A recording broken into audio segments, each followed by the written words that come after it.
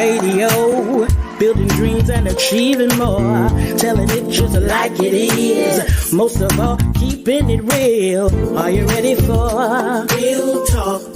Changing lives and communities. Real talk. Saving all our families. Real talk. Bringing hope for you and me. Real talk.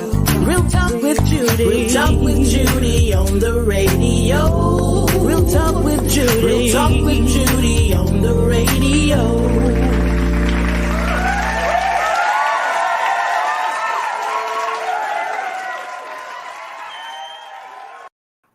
Well, hello and welcome to the Real Talk with Judy live radio show right here on Hallelujah 95.3 FM on this beautiful, I don't know where you're watching from, but those of us who are in Tallahassee and the surrounding area, it is raining. We need it, but we don't need it to rain all day.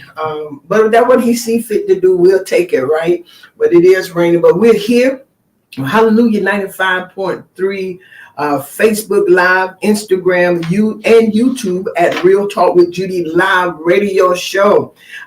Take a few seconds on Facebook, Instagram, and YouTube if you would, and go ahead and give the show some hearts, tag and share now if you would. Go ahead and tag and share.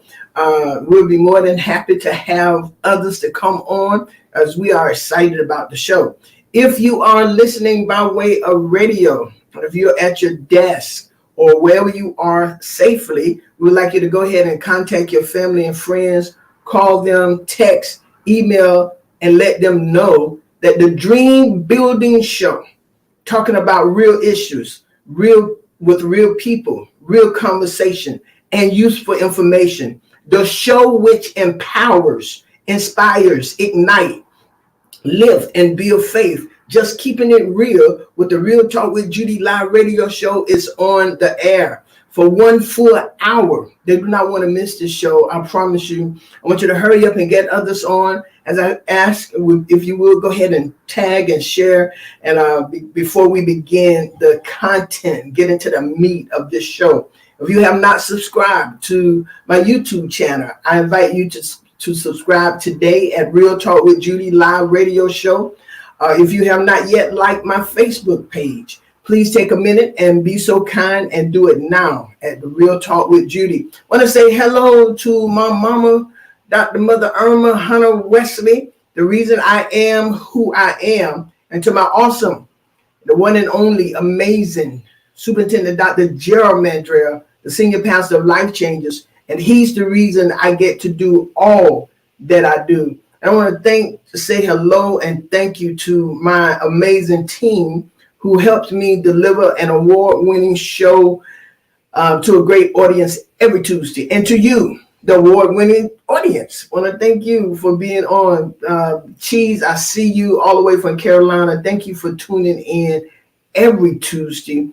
I want to thank you. And to all of those who are tuning in, thank you so very much. Again, to my sister Cindy and her husband Angus in Scotland, thank you for making sure that we're here, that we're seen and watched all the way in Scotland, Paris, London. Thank you. I absolutely appreciate it.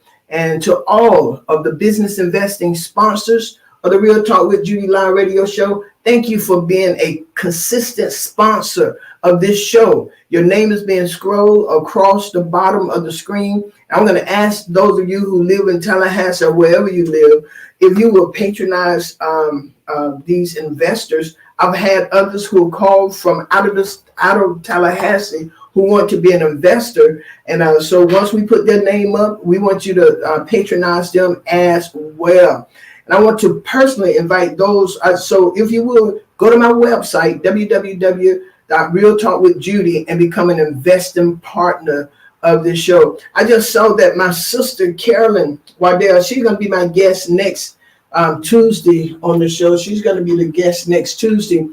But one of the things I want to do is I want to celebrate her. She graduated July 30th. She's going to graduate July 30th from Florida, from the University of Florida Agriculture and Mechanical University.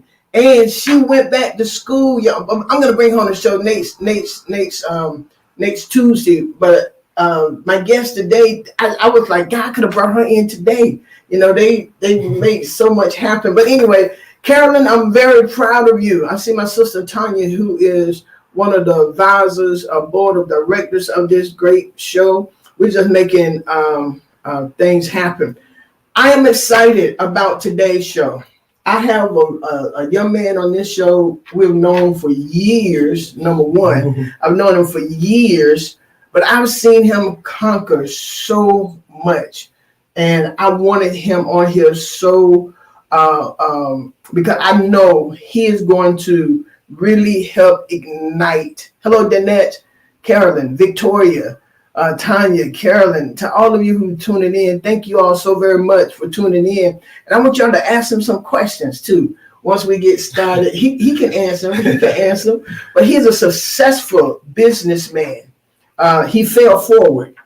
He fell forward. He had a good story to tell us about his life. He's the owner of one of the best seafood restaurants, not just in Tallahassee, not just in Leon County, not just in Panama. Eric, we went to Panama City yesterday, my sister and I. And you know, we always sing Leola's, right? Right. And I'm going to call this name out. We went to Dirty Dick's Crab Shack. That was the worst crabs. I hate to call them out like that, but that was the worst crab. After eating at Leola Crab Shack, they didn't have no seasoning on the crabs. They just brought us out the crabs from the pot. And then they had parsley on it. Who eat parsley on crab? Then they brought us out plain melted butter. Oh, okay. And I said, plain melted butter. You've been there. I know you're a good businessman. So y'all see he's not even making a comment. But watch his facial expression. Do not go to Dirty Dick's if you really want some good crabs. All right, so that's it. Anyway, he's one of the best seafood restaurants, especially for sea crabs and all of that, in this region, in Florida. I've eaten in New Orleans. I've eaten in so many places. Y'all, I want to present to some, introduce to some, and present to other, my brother and my friend, the owner of Leola's Crab Shack, Mr. Eric McKinnon. Welcome, Eric. Thank you. Good morning. You would agree with me, don't you? It's something that I agree. Thank you. You try not to, bash anybody, but, those places, they don't have the flavor and they don't put into their product what, us more private personal business do to, make sure that people enjoy the experience, not just sell the product. Oh, y'all, he already talking good. That's real talk. You got to put into the product. And he didn't say that y'all enjoy what you eat. He said enjoy the experience. Oh, we're going to have some good business talking here today because we're going to talk about the power of the black man. Then I have it. Dreams and vision really do come true. I want us to talk about that, Eric, and I want us to really build up out, because I want the black people to understand we got to do something, and it's in us to do it. Yes, ma'am. Right? So before we get started, Eric, my audience is one, especially my mama. She like to hear some background information. She like my guests to tell them a little bit about themselves. Then we'll get into your story, all that. You have to do that, but just give us a little history about you. Well, I went to school here in Tallahassee. I originally was born in San Diego, California. My family ended up coming here. My great-grandmother was raising me, and she got to the point where she couldn't. So Miss Leola, who was actually my adopted mom, was actually my great-grandmother's next-door neighbor, and she used to keep me. And so it got to the point where they realized that she couldn't basically take care of me anymore, so they asked could they adopt me. And so they adopted me officially. They started keeping me at about 3 years old, but they officially adopted me when I was about 9 years old. That's why the Leolas and everything that I do is so centered around that, because this woman took me into her home and gave me an opportunity that who knows I might not have gotten had not she cared and poured out her love to me as a child. All these years I've known you, I've never known that. Yeah. Yeah, they didn't have any kids, and so by keeping me, they adopted me and took me and truly gave me their last name, raised me, put me through school. The opportunity, I've been in food service all my life. Miss Leora taught me how to cook. I was a young boy, I think at 6, 7 years old, she had me on a milk crate, standing at the stove cooking meals. So by the time I was 8, 9 years old, I was literally cooking Sunday dinners, and me and her would get in there, and it was just me and her. My dad, my adopted dad, Otis McKinnon, he was very ill. He had got bit by a mosquito in his 60s that had encephalitis. So I watched him, basically all my childhood deteriorate, and I had to help take care of him and stuff like that. So he went through almost any disease that you could think of: gangrene, cataract, cancer, the trachea in the throat, losing of his eyes, his toes, and everything. As a young boy, I had to help him, watch him, change bandages, and do a lot of things to help care for him. But it gave us a bond that was inseparable. So he ended up passing when I was 13 years old, and I found him in home. And so between the opportunity that my mom gave me and him, our bond that we had, it kept me striving to make something of myself. And, it's been a journey. We all kind of fall and stray, but what they embedded in me as a young man, it just would never go away. No matter how far off the track I got, no matter how, it just took a turn here, took a turn there, how many obstacles, how many things kept coming at me. It was just embedded in me that you got to be good at what you do. You got to be good at life. You got to get this together. And so many of my friends through life I've seen make those wrong turns, and it's always hard for them to get back. So a lot of times they ask me, man, how did you get back? How did you go through the things that you went through, and now you're where you are? I said, because my mom and my dad embedded something in me as a young man. I went to church, I went to Bible study, I had to say the Easter speeches, I had to say the Christmas speeches. I got those looks on the pool, and sitting on the pew, when you was over there cutting up, and I experienced all that, and they gave me that experience every single day of my life. So even though life was allowing me to experience different things, what was embedded in my soul and my heart, that they taught me, it would never ever go away. And it was so powerful that at some point in life, after God allowed me to be dealt with, I started making better decisions. I started thriving and yearning and having that burning desire to make something myself and to make them proud. So even today when I walk, I'm so conscious of the things that she taught me and represent her. And she died in 2004, but she still walks with me every single day. The name, every time someone comes in and says Leola's, it reminds me of what she built in me. It reminds me of who she wanted me to be. And it keeps her name going, even though she's passed away, because what she did for me, saving I don't know what could happen, but I know what happened. And all I can say is that she saved my life. Because someone else could have got me, some other situation could have came about, and it could have not been this type of outcome. So I dedicate everything that I do to her. Wow, Eric, that is powerful. I had no idea of a lot of the things that you're telling me right now. Yes, ma'am. But one thing I do know, I wanted you on this show because I knew within my heart that you have something to say to this audience, to say to me. You just blessed me. Oh my God, you just blessed me beyond measure. Just those words. Yes, listen, number one, parents, it is important that you embed in your children right and wrong. Correct. That you embed in the Bible said to train a child in the way they should go. That's what he said. The way they should go. And one of the things that he put in there in the scripture, he said, in the admonition and fear of the Lord. That's what he said. He said, when they get old, they won't depart from it. And Eric, number one, your great grandmother was raising you. Mm-hmm. Is that right? Correct. And the neighbor, Miss Leola, and her husband. Correct.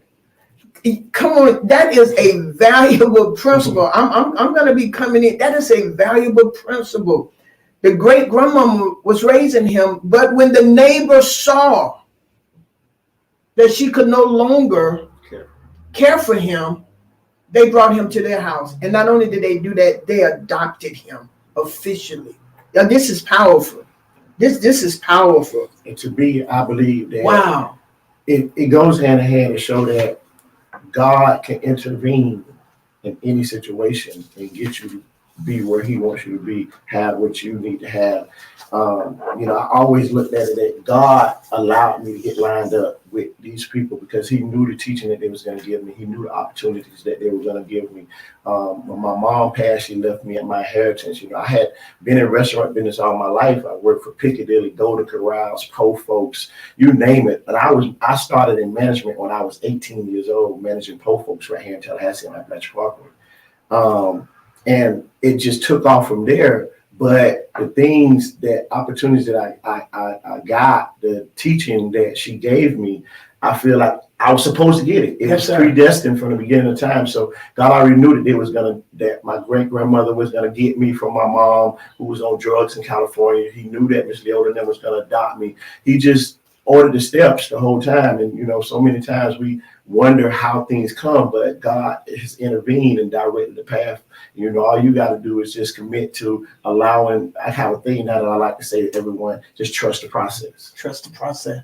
Yeah, that is absolutely true. This is real talk. Because one thing about it, Eric, when God creates us, hear me what I'm telling you. When God creates us, he creates us with a purpose. Right. He don't just create us. He created us with a purpose.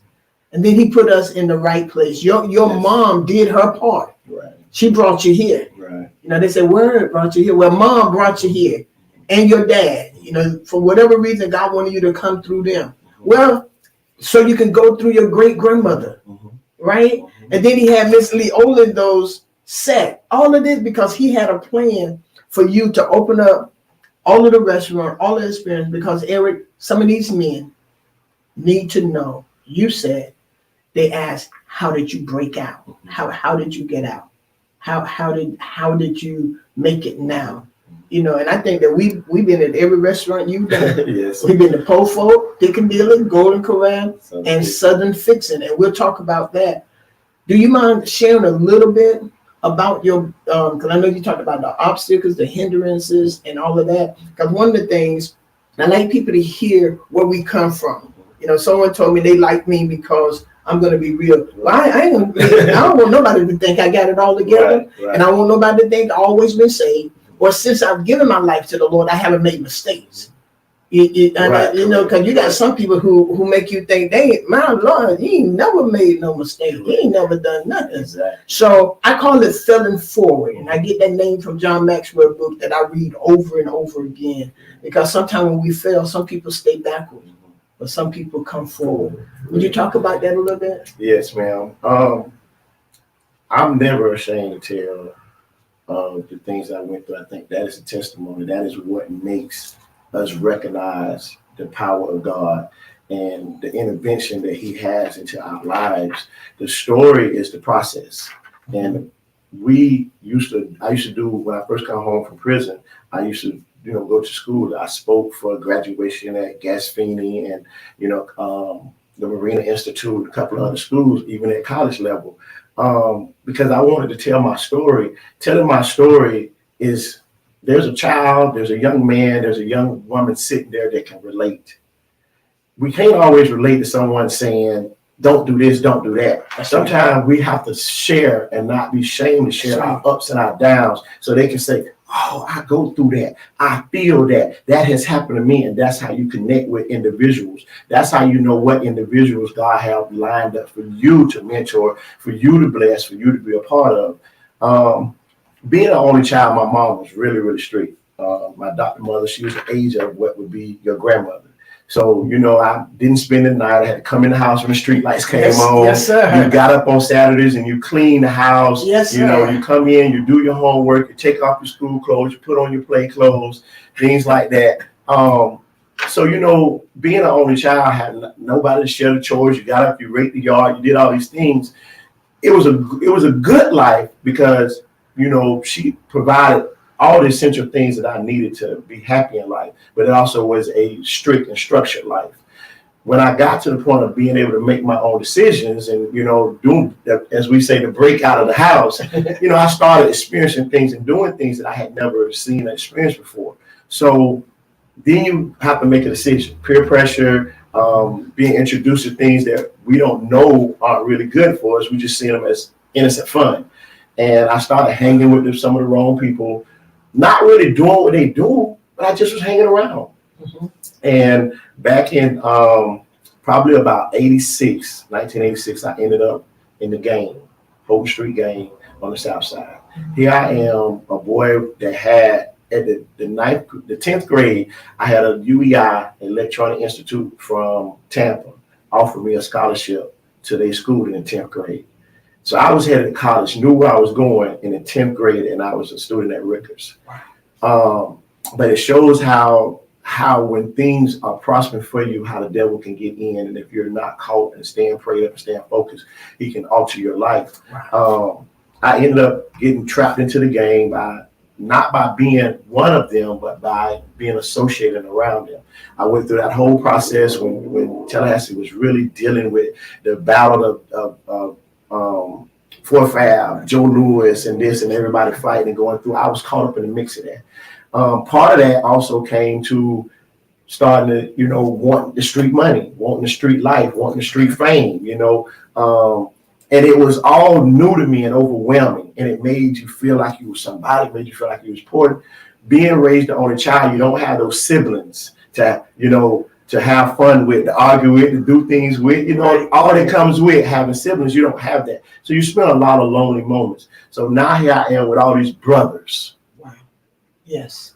And these brothers seemed to care about me. They seemed to love me. They seemed to need me. They seemed to want to protect me and be with me. And so I took that and I set them up, the gang affiliation. I began to start doing things that we did in the streets to make money, selling drugs, everything. Long story short, I ended up where first time ever being arrested for the drugs, I ended up with a federal sentence. I ended up with 6 years in federal penitentiary. On my son's birthday, February 5th of 1994, I had to turn myself in to do a 6-year bid. And it was the best thing ever happened.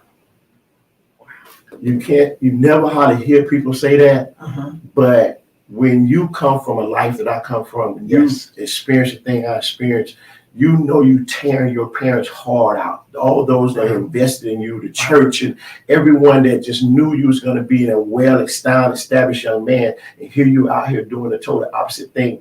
It was nothing but God answered their prayers. Wow. I tell them that the success that I have today probably is not from the things I've done, because when I look back over my life, I can say, man, I made so many mistakes and did so many things wrong.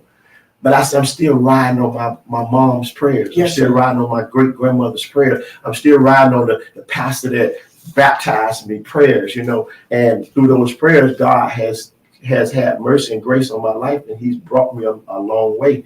Through that prison sentence, when I first went down, it was like a vacation. It's like, okay, I've been running the streets. I operated on 2-3 hours of sleep. I was just resting. Had they let me out in 6 months, I went back and did the same thing. Okay. Had they let me out in 12 months, I went back and did the same thing. Had they let me out in 18 months, I would have thought about it, but I probably would have went back and did the same thing. It was enough time for me to get sick and tired of being sick and tired. Wow. For me realizing I can't do this no more. This cannot be a revolving door for me. And I began to use my prison sentence to be a way to lift myself up. So when I went to prison, I didn't have a high school diploma because I ended up not finishing school from running and hanging in the streets. I got my GED while I was in high school. Being in the federal system, you had a lot of opportunities. And it's funny because most people go to state first and they go to state prison 2 or 3 times, and then you end up in federal prison. My very first time doing time was in the federal prison system. But we had amenities there. We had opportunities there that wouldn't have been in the state. So I fought the system. We ended up getting a cooking class in the federal penitentiary. I was in Pensacola, Software Field. They brought in an executive chef that I was able to go through the class. I actually went through the class, graduated from the class with a sous chef license, went back as his assistant and helped him teach the class. I wanted to do that so that I could embed it in me. Yes. I joined Toastmasters so I could learn how to speak without saying and all these things, how to get up in front of people. I taught myself with Mavis Beacon on the computer. I taught myself to type 85 words a minute. Can't do it now because I didn't practice, but at that time, I knew I needed everything that they could offer me. I took it. When I came home from prison, I came home with 2 different certifications and certificates in 11 different things that I had participated in. And when I went, I went to work for Piccadilly when I first got out, and I wasn't making but like $5.25 an hour. And I knew that wasn't gonna make it. So in the halfway house, I worked full time for Piccadilly. Went and got a job at Denny's when it was on Tennessee Street, where Mr. Robatos is now. I went to work for them graveyard shift. So I'm working 2 40-hour jobs fresh out of prison, and to try to get my family together, because at that time I had kids and everything before I went in. And I went to the manager and I was like, listen, man, if anything come open as a cook, because then I was what they call a line runner. I said, as a cook, anything I can make more money, I want to do it. So the manager's like, they never had nobody just come to them with so much admiration and want to work. And I said, man, I'm fresh out. Thank you for giving me the opportunity, but this is not going to do it for me. This is not going to allow me to fight back, to get my kids back in the same home. So, I got married when I was 18 years old to, get everything back established. Long story short, in 3 months, I ended up going into management in Piccadilly. I went from making $5 and some cent an hour to making, I think it was like they hired me in at $32,000 a year. When I stayed in management, when Piccadilly closed here in Tallahassee in 2004, I went to Tampa, and I managed Piccadilly's in Tampa, and I was general manager. When my mom passed and I walked away from Piccadilly, I was general manager making $75,000 a year. Fresh out of prison, less than 4 years. Yeah, I mean, I'm sitting here like you're supposed to be on here today, but this is what I want you to do. Tag somebody, share this. This is exactly the power of the Black man. Come on. This is it. Dreams and vision come true. Eric, you are sitting here really talking. I'm gonna have to come and do this some more, because you are giving so much hope. You are empowering, you are inspiring, and not just the listeners, but me. God has us here. And I want y'all to understand, every place you are right now, God placed certain people in your life. Amen. To help, because he know what his plan was for you. And he know that you needed a certain type of people in your life to help. He needed that strict discipline. He needed that. But you know what's so good? And then I was just going back as you were talking, how you took care of your father. And he died at 13, but you were a young man taking care of him. That is remarkable. Miss Leola had you at the cooking real dinner at 8 years old. Parents, hear me. This is how we save our community. This is how we help our young people. This is how. You understand that? They instilled into him the values that he needed. My thing is, can your we have so many people on here, Eric. You see more? I know that's your buddy. Oh, yeah. Yeah. People from St. Petersburg, Orlando, Tampa. Thank y'all so very much. Tallahassee, all of you all who are on, Panama City, all of those who are on here. Thank you, but share it.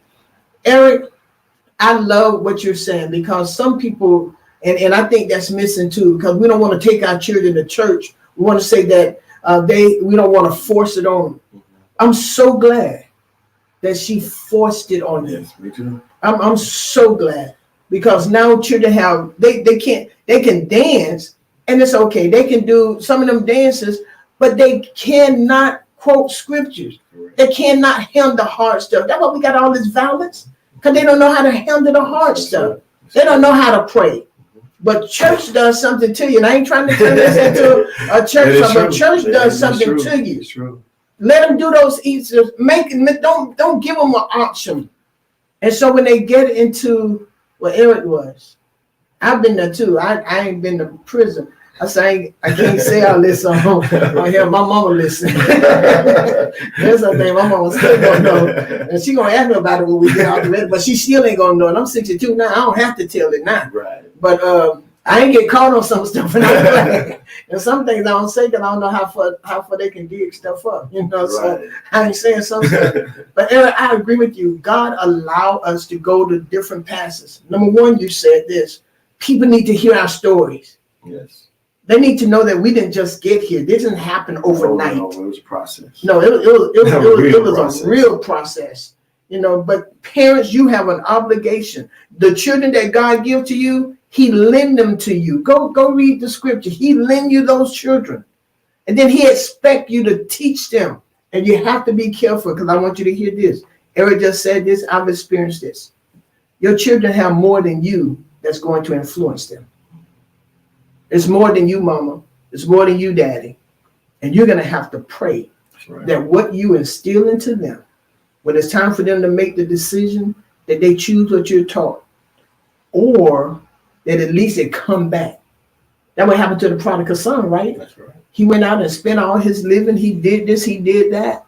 But what happened? Somebody said they're so proud of you, daddy. That's my daughter. That's your daughter? Laterica. Oh, that's Laterica. She's so proud of you. And I know that does something to you. I know that does something to you, because Eric, you have made an impression in this city. You have made an impression on me. I mean, you're one of the men that I look up to. When I walk into Leo the Crab Shack and I see all those men in there back there cooking, I see them young boys cooking and doing that. I see those ladies handling things. Oh, they do. Oh, now, those ladies. I tell the girls on the front, I love, cooking is my thing, and I love my cooks, because they do a great job. But those girls, the multi-talented, between passing out food, taking orders, answering the phone, we got 4 or 5 different online and delivery companies that got orders coming in consistently, and they handle it sometimes, most of the time. During the week, it's just one girl up there, and she's handling all that by herself. We consistently, and we do hire, and we have people asking for jobs all the time. But I try to let people know it is a challenge to work here, because we're still a small business, and we're not able to just stack employees up and have them stand around for no reason. But the girls that work there, the guys that work there, they're amazing. They love what they do. Yes. And I'm hard sometimes, and I fuss, but I tell them, and I used to do this when I was at Piccadilly, there's no difference in what you would get from me and a corporate job. Yes. The difference is the reason. I fuss and I push, and I require them to put out a great product, care about what they're doing, be to work on time, dress accordingly. I push and I push and I push, because I want to see them in my shoes. I can't move forward and own more locations on other businesses if somebody's not ready to take my shoes. I can't sit here and shelter what I created and say, this is for me and only me. I try to raise powerful, great, intelligent young men and women within my food industry. I use it as a platform to instill in them qualities and different avenues that they can take to any job, that they can take with their life. You don't just get to work at the others and say it's a job. That's not what we build. That's not what it's about. Most of those there are either, from low income homes. They're guys that's been in prison. They've been through things, and they need an opportunity that they can't get. You don't walk through my door and I frown on you because you got a record. I frown on you because you come from a broken home. I frown on you because your finances ain't right, or your credit score ain't good. I see it as an opportunity. I just hired a new young man, and he was talking about how he worked at a job and he just didn't feel welcome. He just didn't feel part of it. I say, I can teach. I say, you can learn to cook anywhere, but you will learn how to be part of a family here. Come on. We made so much happen with such a small crew because they're dedicated to their job. They're dedicated to me, and they're dedicated to themselves. And they will, you come in there new and you don't fit in, boss, he ain't working, he gotta go. And it's nothing personal, but they put so much into what they do. And we're human, and when people have complaints stuff, we address them, we deal with them, because I tell them, those are human beings back there. If you never walk in Leonis and get a mistake, then they're not human. I'm dealing with robots. Yes, sir. The deal is that you must know that we will always go up and beyond to fix any situation that you have. And nothing is never intentional. Nothing is never because they just didn't care. Yeah. And you can feel that when you walk in, Eric. You can feel that from every. I think they know me. They they know you well. But they don't. But they treat me. I mean, they treat me good. But they he'll. Pastor Judy, what's the day? Now they're going crazy about them pork chops. So I don't know. I went in there and said, they say pork chops or crabs. What are we getting today? I said, I'm trying to choose. I don't know what to do. One day I had to get crabs and pork chops and the seafood rice and all of the fish because I didn't know what I wanted. Right. But I wanted it all because it tastes good. Eric, that is my heart. I don't want, even how we do life changers. We don't want just members. We tell them when God sends you to us, he's sending you so we can train you to be leaders. Correct. You're not just coming as another member. And sometimes they say you're so hard because it's not time to pacify people. If you're going to go out there and be somebody, there's a certain level of excellence that you got to put forth. Right. And if you can't put it forth at church, you ain't going to put it forth anywhere. Yeah. My son, LaWayne Salters, he's going to come on here one day, but he's in Texas now. He the third. And LaWayne, he got his GED after being at Life Changes. Then he went on, and we were sitting. We got so many people who have gone, but they have taken it. We started off with the 12. They call themselves the 12 disciples. Right. And my baby sister Carolyn and Wayne, I told them, y'all be running off members. They don't fit in. They don't want to do this. They don't want to do. But I began to understand better. Because you have people talking behind your back and whispering out, they don't fit in. They're not supposed to be there. Right. But this guy is the third man in charge of all of Texas. He has 10,000 employees, went with a GED, sat with us for 20 years. And he would tell me, sometimes you call me, I'd be having a phone, and hit myself toward that. Oh, he's listening right there. He's listening. He's on. But he's the third person in charge, and he's got a program. I don't think I'm supposed to share it, but and he got 10,000 staff members. 10,000, and he always say he learned it from Life Changes because we push hard. We don't want nobody getting up screaming and hollering to preach. If you can't, screaming and hollering ain't it. Teach the word and then go out in the community, go where you are and learn how to lead. Correct. Learn how to be the best. But we teach you at the church. Are you the usher? You're not just an usher. You're learning how to lead people to places. Correct. Awesome. You're learning how to lead. You're not just pointing your hand to go sit. No, it's more than that. And you have to be on time and you have to do this. You have to, it's, and Eric, I'm listening to here. And so you're getting people to fill your shoes. Right. We're training, we got our son, our baby, we don't have any biological children. So we're looking at these young people Wayne was 17 years old when he came to us. But but he was faithful. He worked 2 jobs. He worked at church. And he stayed with us till he moved to Texas. Oh, man, every time I think about it, yeah. We got so many members who have come through Life Changes. My baby sister who's getting ready to graduate, she finished school now. All of her classes at FAMU has been nothing but 4.0. At FAMU, 4.0.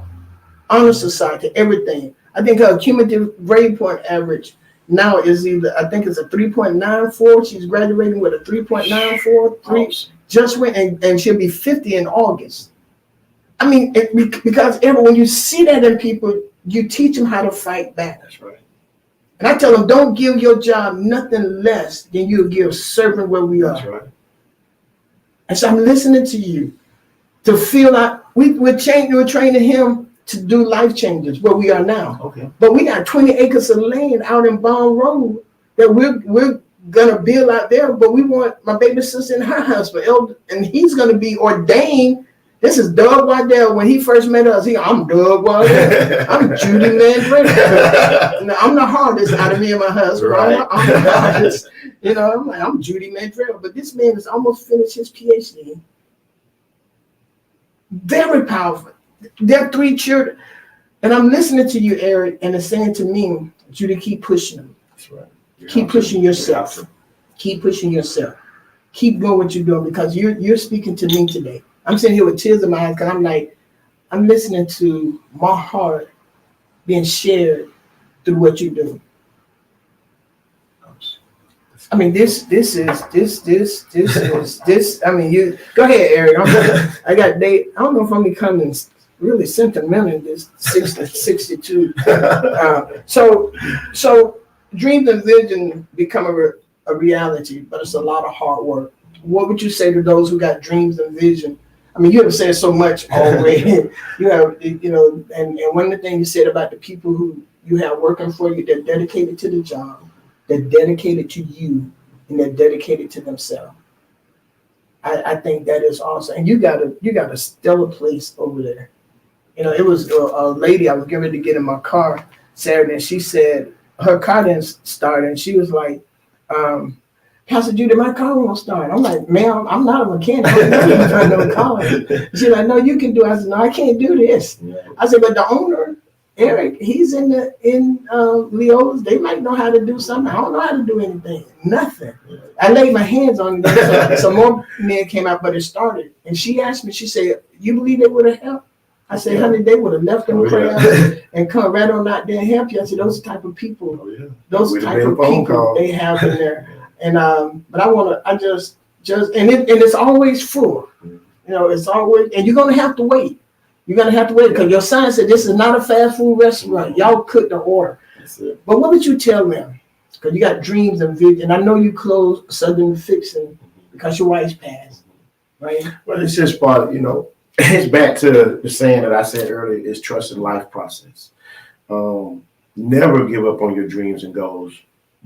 You have to believe them when nobody else believes them. You have to see them when nobody else sees them. You're working towards them even when no one sees you working towards them.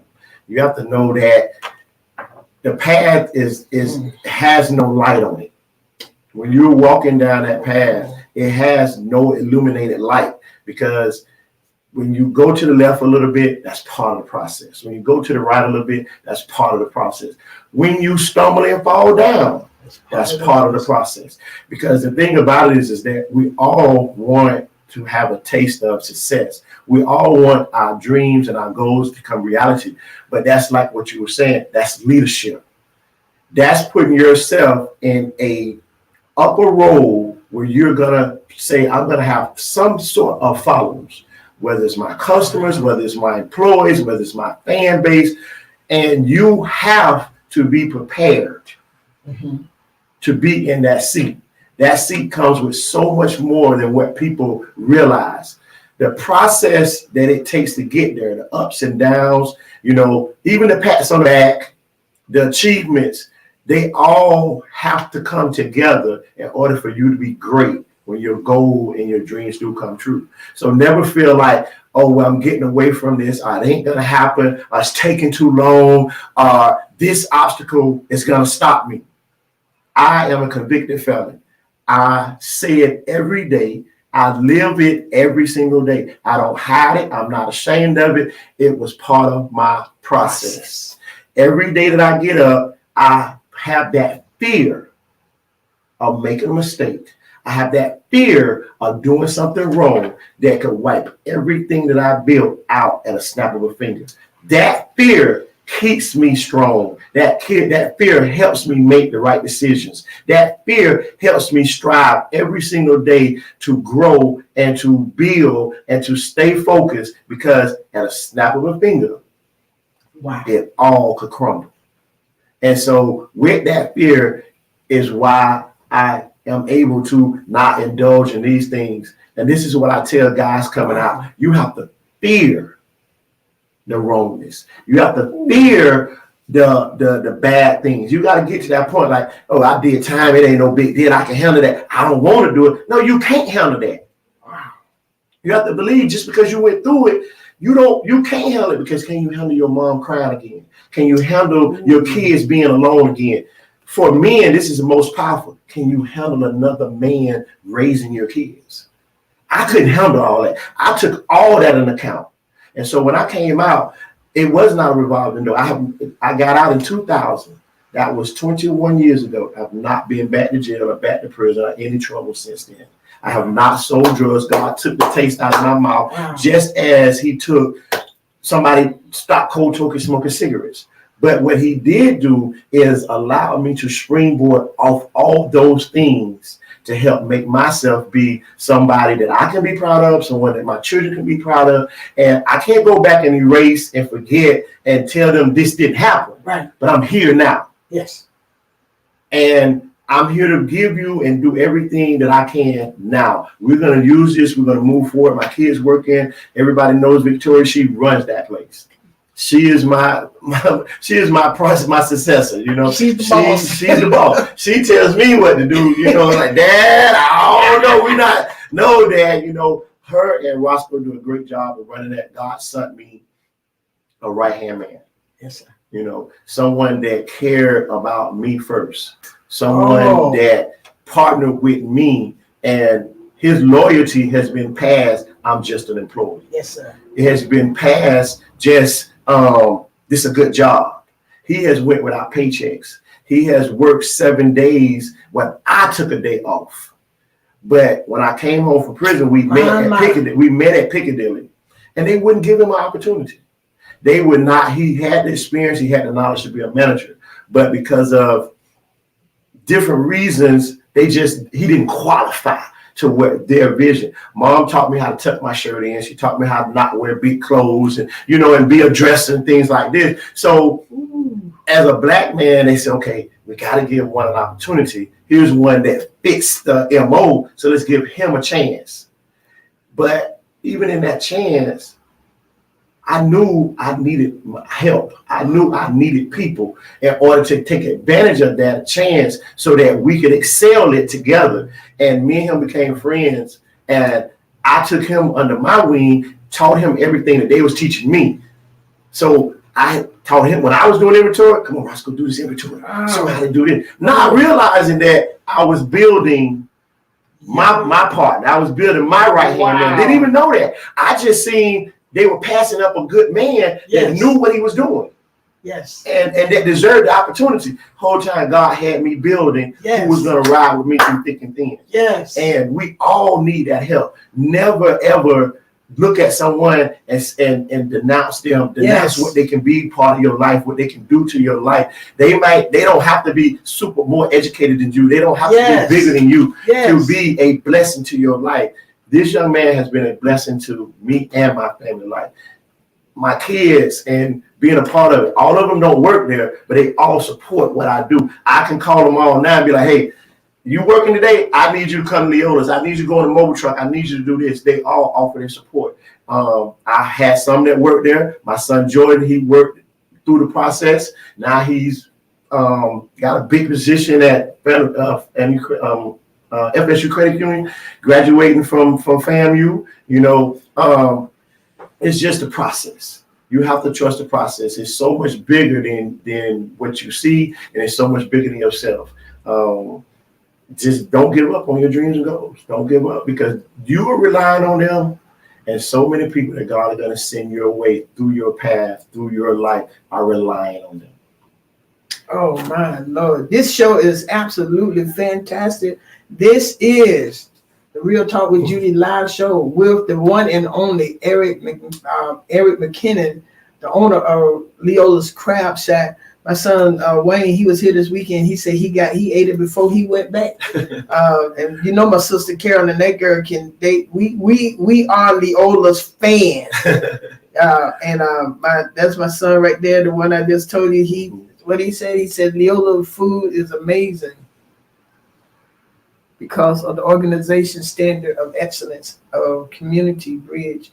That's it, man. You are making things happen. Another thing you just said, and he said that you're always working on your dream. You know what? I never thought about this, but you said that the past has no illuminated lights. And so you're going to stumble, you're going to fall. But it goes back to this: fall forward. Okay? And you got to be willing to give people a chance. Eric, one of the things God has blessed me with, I have those ride or die folks who care about me. It makes a difference. You got to have Who them. care about my husband. They will sacrifice their life for us. We've seen it. It ain't many, but we don't need many. That sacrifice their life for us. I mean, would give. They have shown it. When others walked out, when others did, when they were there, making sure life changes. Or me and Pastor not feel the hurt and the blunt from what they know hurt. You see, everybody just think, oh, that's just that. But when you're doing that dream and that vision and you're leading, there are some things people do to you that hurt. But then you have those who care about you, who know it, and they just step in. They try to keep you from feeling the hurt, right? Because I know that they have felt you up there, and Leola's going through different things. Yes. Yes, but they man. covered you because they wanted you to be successful. And I want to say this while we're here. I want to say to those who do that for me, and even with this show, they're going to make sure that this show not fail. They're going to make sure I not fail. You know, and they'll say this person mean you no good. You know, pull back. They'll do that. Oh, yeah. Or, Yeah. And they'll see it quicker than us. And they'll see it quicker than us, Eric. They'll see it quicker than us. And that's when you have to trust the process of your leadership of who God has placed in your life. That's correct. You really do. I went there, I think it was Saturday, and you weren't there yet. They were so busy. I think it was Saturday or Friday. You know, said, the one at the front, and she said, Pastor, I said, I lost Eric's car and I want his number. And there was a lot of people in there. But I waited in line until I got to the register. Right. and she said, you stood in line for that? I'm like, yeah, I just got that. I said, he's on my show Tuesday. She's like, oh, okay. She said, I'm going to get this order. Then I go get your card again. Right. You know, I mean, just the politeness, you know, just the covering of you, just everything, Eric. You are, and you have given us so much. I'm going to play this again on Facebook because you have given us so much. But this is what you said too. We got to be willing to give other people a chance. When God put us in places, it's not just about us. I tell people now, it is about us too. But it's about helping somebody else. And you said you did not know that you were giving your partner that chance. Be careful how you treat people. That's right. Be careful who you shut out. You never know who God has placed in your life. The Bible says something like this. Be careful how you entertain strangers. Because you just may be entertaining angels unaware. That's right. You got to be careful how you treat people. You got to be careful. You got to be careful. My sister from Orlando, Pastorina Lingo, she said to stay blessed. What's she say? Oh, this blessed me. Great show. Thank you. You know, there's so many people on here. So many people. Because Eric, today you have spoke to our hearts. God has allowed you to ignite faith. He has allowed you to give people who have messed up, people who have stumbled, people who have failed, people who did not understand where they were. You have encouraged parents. Don't take away your strictness on your children. Away, please. Y'all hear him? He said, please, don't take it away. Stay there. Give people a second chance. You know? And the only thing we have to do is look at ourselves. That would keep me going. One of my favorite verses is the fact that in Galatians it said, if a brother be overtaken in a fault, ye which are spiritual, restore such a one in the spirit of meekness, considering yourself, because as you said, in a moment you can do something to mess up your whole life. And that too is my guiding principle. I do not want everything that I work for to be in vain. Right. I watch where I go. I watch who I hang with. I watch what I say, because I'm leading somebody. That's right. People are following me. That's right. I'm raising up I'm raising up people who are going to take my place. And so I teach them now how to walk in my shoes, Ed. I teach them right now how to walk in my shoes. Here are my shoes, and add your own footprint in it. Mm-hmm. That's right. Be who you're gonna be. That's right. Oh man, Eric, give them some more closing. Say something to them. Preach a word to them, sir. Say a word to them, sir. The biggest thing is just, I thank you for having me this today, the opportunity to share my story. I thank God for not being ashamed of who I am and what it took to get here. Never, ever be ashamed of who God has made you be.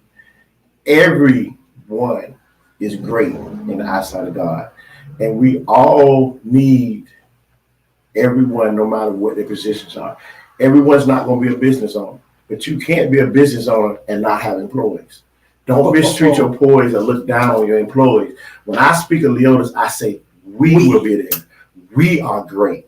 When you award Leolas, you award us. When you patronize Leolas, you're not patronizing me, you're patronizing us. You're patronizing a whole organization that comes together to offer a service. I thank everyone for everything that they've done for Leolas, for the support. My biggest thing is to know that I never, ever try to bring down anyone else's business, because there are employees there. There are people that need those businesses. They need them to be successful, the corporate world down to the next mom and pop. But we have to make sure we're doing our part to support everyone. Don't be quick to run away because it wasn't your best experience or it wasn't your best thing. Know that in saying something is the support of a Black business. Being a part of its success is letting it know when things wasn't right, when things weren't the way you expect them to be. So many times we turn our back and we're not thinking how detrimental us turning our back is. You're hurting me more by turning your back than you are hurting me by coming and pulling me to the side, or pulling my daughter to the side, pulling one of us to the side and say, hey, man, them crabs wasn't right. Them pork chops wasn't right. You want me to succeed. That's what that tells me. Yes. I'm not going to beat you up or go in on you because you didn't enjoy your experience. I have a genuine concern to make sure that your experience is what it's supposed to be every time. With your help, Black businesses will succeed so much more if we speak to them, if we talk to them, if we be really concerned. Don't be concerned because everything's right. Be more concerned when it's not right. Wow. That's what helps us. We get caught up in the hustle and bustle of trying to make it happen. So sometimes we don't catch everything. We don't see everything. But you as a customer, you sit down to that meal. You know what it's supposed to be like. You're paying a close, direct attention to that individual plate. That individual service, whether it's getting your yard cut, whether it's getting your taxes done. Black businesses are here. We're taking on so many different avenues. We're growing, but in order for us to really succeed, in order for us to be around, in order for us to open doors for young people to have the opportunity to be Black business owners, you have to go on a quest and a vision to say, I am here to support, I am here to help. I will not turn my back on a Black business. I will not give up on it. I will not walk away from it. I will tell them when they're wrong, and I will continue to support them, give them an opportunity to get it right. I tell my employees all the time, don't get mad when someone tells you what you did wrong. Get mad when they don't tell you. Because if you tell me, I look at it as saying, okay, Eric, my experience wasn't what it was supposed to be this time. But I'm going to tell you what's wrong so you get an opportunity to get it right. And then I'll be back to check. Ooh. So we as Black business owners have to learn how to receive it. We as Blacks patronizing our Black businesses, we have to learn how to talk to them and give it to them. We have to collaborate together if we ever want to see Black businesses grow to the level and capacity that our talents and our God has given us. Woo, this has been the Real Talk with Judy live radio show with Mr. Eric McKinnon, the owner of Leola's Crab Shack. Man, he just said so much right there. Listen, y'all, and make sure you say it right. Don't go in there being all rude and disrespectful. This ain't right there. No. There's a way we do that. Eric, I appreciate you being here. And y'all, he said you help them grow when you tell them what's wrong, not when you just leave and go somewhere else. Tell them what's wrong and tell them in the correct way. There's a way. My sister Carolyn liked to say that didn't meet my expectation. When she first said that, I'm like, whoa, I never heard that before. And then be able to give constructive feedback. Constructive feedback if you don't like it. And when you like it, tell them. I call them over to my table and I tell them. And leave tips when they serve you, okay? But y'all, people won't know that they're not being as good as they want to be if you don't tell them your experience that was not good. All right? If you want to help people grow, help them grow. If you see where they can improve, help them improve. But y'all, this is the Real Talk with Judy live radio show, and we do talk real. There is no holding back. We talk real. Why? Because we want you to be successful. We want you to make it. This show builds people. We have others who really focus on the community. This show is a show building people. We want you to make it. We want to see the leaders come forth. We want to see that you bring forth the talents that God has given to you. So thank you for being with us this hour. Eric, thank you so very much for all of the wisdom that you poured out today. I want to thank you so very much. And I want to thank Dr. D, as always, for helping me to produce an award-winning show. And Priscilla, thank you so very much for making us do what we do. And so I want y'all to join us tonight at Life Changes at 7:30. We're still doing Bible study on Zoom, so you can come in and visit us. Our pastor will be teaching, and you want your faith to go to the next level. Hear the voice of this man of God as he bring it to us. Okay. Thanks all of you all for listening. We will be back next Tuesday. I told y'all my guest next Tuesday, and I might as well let her know right now. She don't even know it. It came to me, Eric. My guest next Tuesday is going to be my baby sister, Carolyn Waddell, and we're going to talk. Don't do you. We're going to talk about something like that. Do you. Just go on and make it happen. Right. So thank you all for tuning in. And the Lord will, I'll see y'all next Tuesday. Same time, same channel. Hallelujah, 95.3 FM. We are the Stellar nominated radio show. That is for sure. We are we are the gospel show in this area. Y'all better hear me. We small right now, but that's not our vision. D got us worldwide. Y'all better hear me what I'm telling you. Listen, y'all be good, and I look forward to seeing you later. Real talk. Real talk with Judy. Real talk with Judy on the radio. Real talk with Judy.